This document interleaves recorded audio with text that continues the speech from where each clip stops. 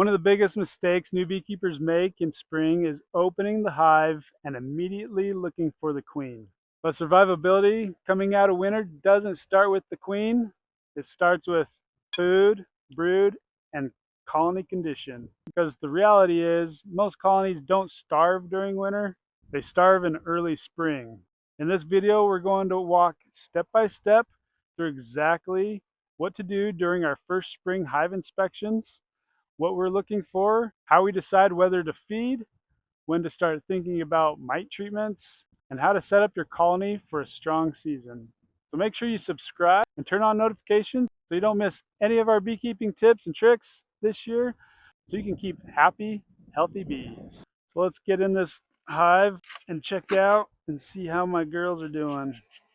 I'm going to give them a little smoke in the front entrance, top and bottom, pop the lid. Remember, you just want to work slowly. What we're trying to look for our first hive inspection are consistent 50 degrees or warmer. And we're seeing that they're starting to bring in all this pollen. That means that it's getting warm enough that we can get in the hive. Because the bees are trying to keep their cluster around 93 degrees inside the hive, especially when we're bringing in pollen and we know that they're raising brood. So I don't want to stress them out too much. Survivability is more important right now than our queen if she's laying. I want to make sure that they have enough food during this time because starvation can occur. We got all this beautiful pollen of different colors here. We got the honey on the outside. This is what I want to see. I want to make sure that they have the resources they need to build a strong spring colony. So we got capped brood in here. You can see the pollen mixed throughout the brood. And you can see larvae in there as well. So they are developing. And look, there's the queen right here. She's a pretty queen going to town. So now that I know we have food, obviously the queen's there. One, they got brood. I don't need to look for the queen. Really all I need to look for are eggs. As long as I see eggs, I know that she's been here within the last 3 days, so I don't need to worry about really digging in to find her. So don't spend too much time risking your queen's life just to see if she's there. Just look for eggs and brood. Springtime is really important as far as size goes and temperature, and I'm going to stress this again. If you have a smaller colony, the reason why I don't want to get into a hive if it's too small is because they really need that temperature break that you're releasing. That warm temperature out of the hive can be really critical. They're trying to keep that brood area 93 degrees. And if I'm getting in here and they're just too small to handle it, then I'm going to do more harm than good. On a strong colony like this, it's kind of the opposite. They can withstand opening up and breaking into the hive a little bit where they can maintain that temperature. So I want to see that at least 50 degrees. I'm looking at that forecast and I want to see that consistent temperature. And they're not working so hard to re-regulate that hive after I've just pulled frames out. So this is something I tell a lot of beekeepers.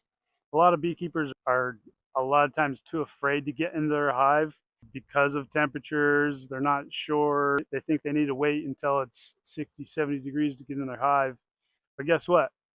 If you do wait too long and your hive does not have the food that they need as they're trying to support their brood, and they're not really getting, and it's too early in the year where they're not pulling in the nectar, then they will burn, especially here through the month of March, they'll burn through more honey than they did all winter long, just trying to support the brood that they're raising. Because once they find pollen, that's their reason to raise brood.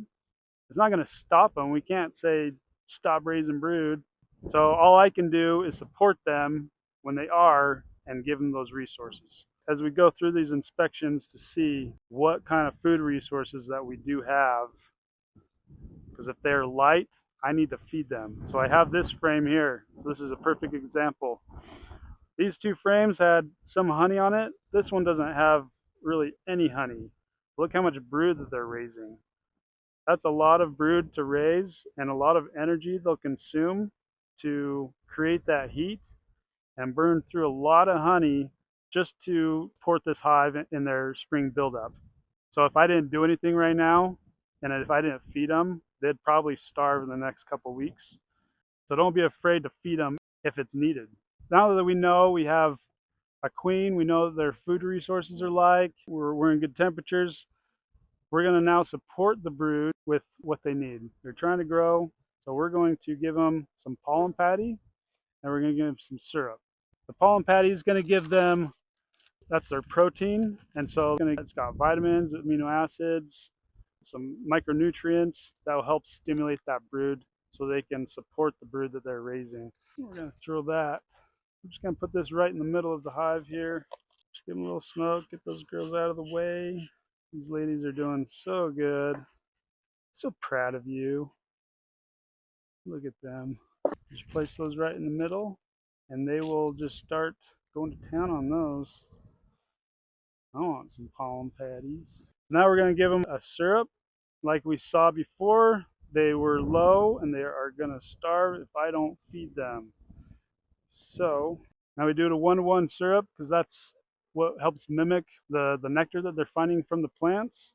A 1-to-1 syrup is 1 part water to 1 part sugar, and it's by volume. 1 cup water, 1 cup sugar. And that helps stimulate them to raise bees, and it gives them and provides the carbohydrates they need so they can give them the energy to keep that brood nice and warm inside the hive. Fill that all the way up as much as I can. These are 1-gallon feeders, so it holds a gallon. And I'm going to come back here. I'm going to come back here in a week or two, and I'm going to give them some more because they really didn't have a lot of honey at all. So I want to make sure they got plenty. So now after we have the food situation handled, now we're going to support basically their immune system by taking care of mites. Now the mites, everybody's going to have mites in your hive. You can't get rid of your mites. And so whether or not you have a really high mite count in your hive or a low mite count, we like to use oxalic acid vapor as our spring treatment. If you do this early enough before there's brood in the hive, you could probably get away with doing it once or maybe even twice. And it has the efficacy is really high on the mites because there's nowhere for the mites to hide. If you understand mites, they reproduce inside the brood cells. And so if I can treat them before there's brood in the hive, then I can really have a really high impact on the mite load. If there is brood in the hive, which this hive has, I can do an oxalic acid vapor treatment, but it's not going to take care of the mites that are under the cap of the brood. So now I have to do multiple treatments.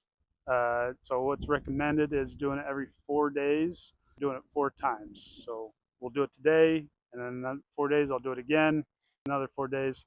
So that way it's treating those bees that are hatching out and taking care of those mites. So I'm going to apply some oxalic acid. If none of you have used this before, pay attention because this is really important. 1, oxalic acid, it's a powder and is super toxic to inhale.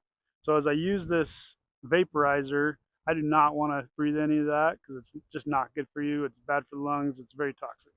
So you got to have the right protective equipment. This isn't a pageant. Can't always look pretty here, but we got to be safe. But before I do that, I'm going to hurry in just to quickly explain. When I use oxalic acid, what's recommended is anywhere from 1 to 2 grams per box. They say that 4 grams total for a 2 deep hive is what's best. So that's what we're going to put on right now. Bear with me. This is my oxalic acid. This is my oxalic acid vaporizer. With this equipment, I'm going to set this to 4 grams. So each notch is 1 gram. So we're going to put it all the way to the top. And it's as easy as just packing it in. Now there's 4 grams in there. I can stick it in the hive. You'll also want to wear gloves, which I don't have. If not, use some mix some water and baking soda together to neutralize the acid. It's got to be a certain temperature. This one's 445 degrees. You can stick it in there. If you have a mite board, make sure you put your mite board in there. Trying to block it all off. What this is doing is it's coating the whole inside of the hive with the oxalic acid. And so the bees will have to touch it. It gets on them, they touch it, and in turn, the mites are also getting exposed to it and affects their health and their bodies. So I'm going to come back in 4 days, and I'm going to do another treatment, and I'll do that 3 more times. And that's it. Pretty quick, effective. I can't stress enough that treating your hive is about being proactive. I don't want to be reacting to a problem that could occur later on. So be proactive in your approach when it comes to mites. Really, the goal is to reduce the mite pressure before the colony population just blows up. Remember, spring beekeeping isn't about rushing into the hive. It's about learning how to read what the colony actually needs. Timing inspections, checking for food stores, supporting brood growth, and managing mites early are the decisions that shape the entire season. If you want to see real beekeeping from working beekeepers, make sure you subscribe to the channel and turn on notifications. We're going to be documenting this entire season and showing you how to keep happy, healthy bees. So see you guys next time.